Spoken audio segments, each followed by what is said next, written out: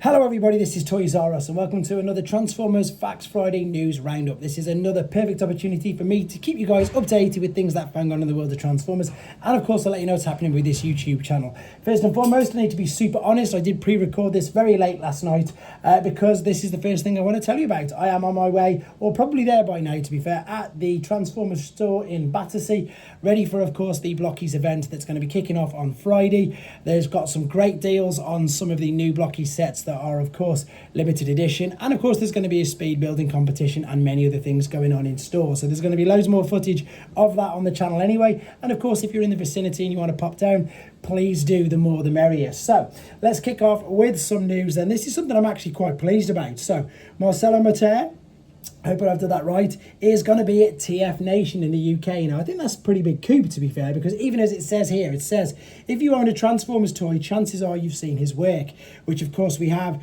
He obviously did some work for Dreamwave, and I'm sure he did the Deathsaurus or Desirus box for the HasLab. So he's got a confirmed guest. I think that's brilliant, and I think he's going to get lots of people wanting things signed. Right, moving on. This looks incredible, and it's really crazy that now Yolopark look to be expanding there.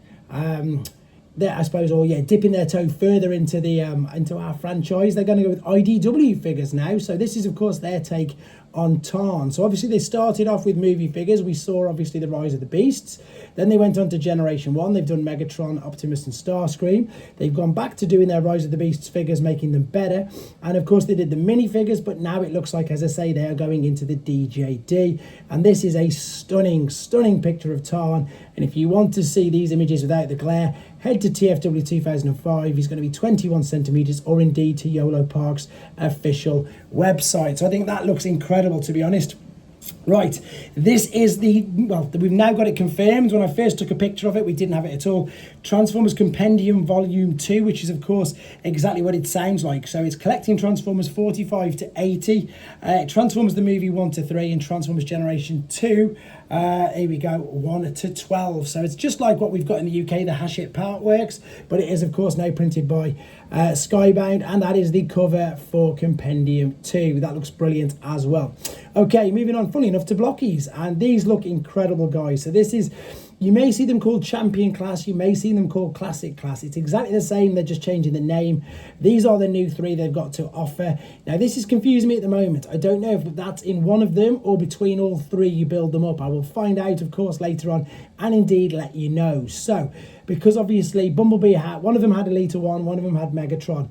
These are stunning little figures. They look exactly like they did inside the movie. I love the way that they've gone with the Classic Class. They've changed from sort of chibi style to, you know, really good screen accurate figures. They're fun to build, and again, they don't transform, but they look exactly like the characters did on screen. And I'm going to be doing videos on these very, very soon, guys. Can't wait to show them to you guys as well. There's also a video which you can see there as well. I told you, Blokees are just churning stuff out. It's crazy.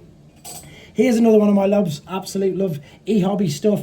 Although they don't seem to be making any more figures, and haven't made any figures to my knowledge in years, which is a shame. They've moved completely onto these, which are collector's cards, which again, funnily enough, are chibi-style renditions of characters.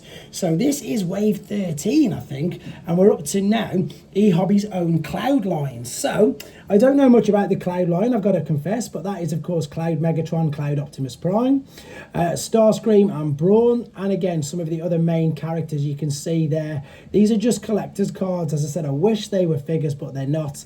They do look great. Talking of something that looks great in Japanese, this is sensational. So this is Fans Hobby's take on a Metalhawk figure, and what's interesting about this is, this has got to be, correct me if I'm wrong guys, I don't know, I definitely don't know of anything official, and I don't know too much about third party since I've been doing this, but I don't know anybody who's attempted to do a Pretender and actually have a Pretender shell since the original figures, you know, in the 80s and 90s. Now this is a really clever idea, so let me show you some of the images of what is known as the inner bots for now. So this looks great, full colour renditions, the wings can be moved up and down, they're fully flexible, he's fully articulate. This is masterpiece scale, by the way.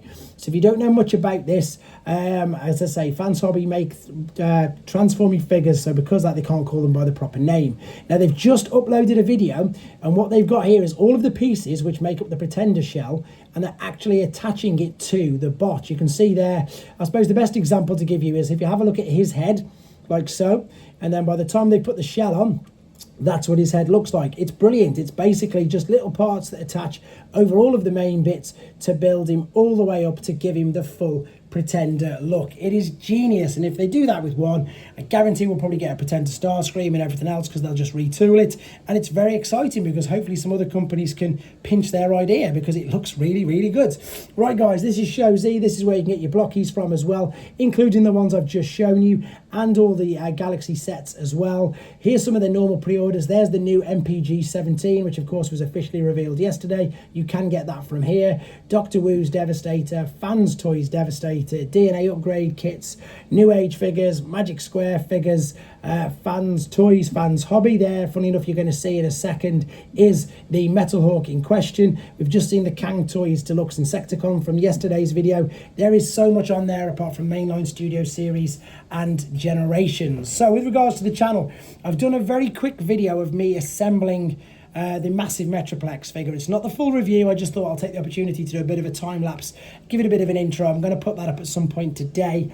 Hopefully should have the Wasp maybe for the later on today. Again, I'm in London, so I'm all over the place, but again, I'll just keep the content coming out. There's definitely Golden Bumblebee, the special edition, later on, because I've got that queued and I've had that queued for a couple of days. But as always guys, thank you very much for the support. I'll be keeping you updated over the weekend. Thanks for watching. Take care.